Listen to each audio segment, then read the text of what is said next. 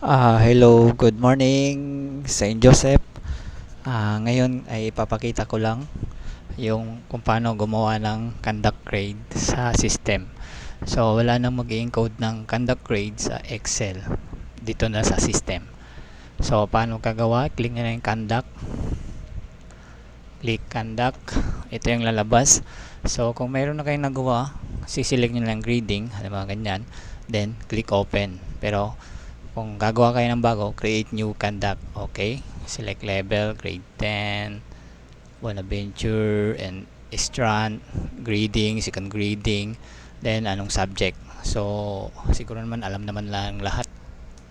Alam naman na siguro ng lahat. Kung dalawa yung subject nyo sa isang section, isa lang yung gagawin nyo.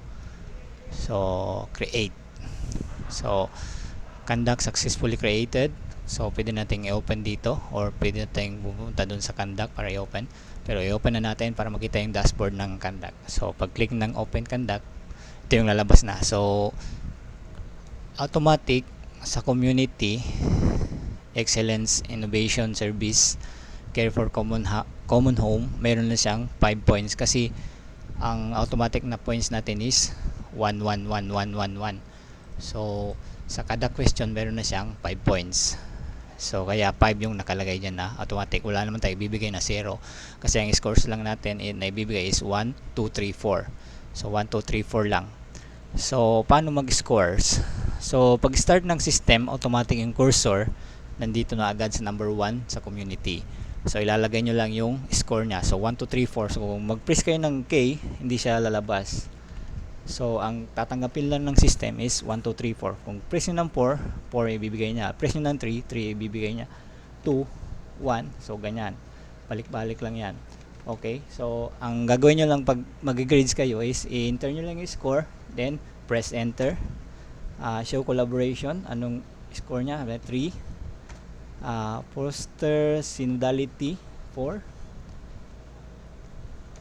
Okay. Then, manifest dialogue, score lang natin lahat 3, enter, score, enter. So automatic pumupunta sa baba. 2, enter, 2, enter, 3. Basahin nyo lang yung question, then ilagay nyo yung score. 1 or 2, enter. So enter, score, score, enter, enter, score, enter, score, enter, score, enter, score, hanggang sa last. So halimbawa last na yan. Then, sa last question, pag press nyo ng enter, automatic pupunta siya sa save conduct. So, pag press nyo ulit ng enter, conduct successfully save yung lalabas. So, na-save na nyo yung conduct. Then, yung cursor, lilipat ulit sa next. Pag press nyo ulit ng enter, automatic lilipat na siya sa next na student. Pero, pag click nyo ng save, saka pa lang siya magkukompute kung ano yung grade nya. So, ito yung grade nya. 79 ay equivalent. So 15, 13, 5, 5, 5, hindi natin binago. So ang total points niya is 43. Ang equivalent ng 43 is 79. Ang equivalent ay ang ano niya, grade niya ay na makikita sa grade slip is ito, pair. Okay? So save. Then pag press nyo ng enter, automatic next student na. Then i-start siya ulit dito sa number 1 sa community, then score. So ganun lang, balik-balik paulit-ulit lang. Score, enter, enter, score, enter, enter, score, enter, score, enter, score, enter, then save.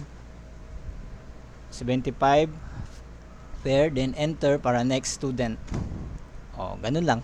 So nandyan na rin yung picture, nandyan na kung ano equivalent ng ano niya. Ito yung picture, nandyan na rin yung question. So ganun lang. Itong preview, i-activate ko pa itong remove saka ano.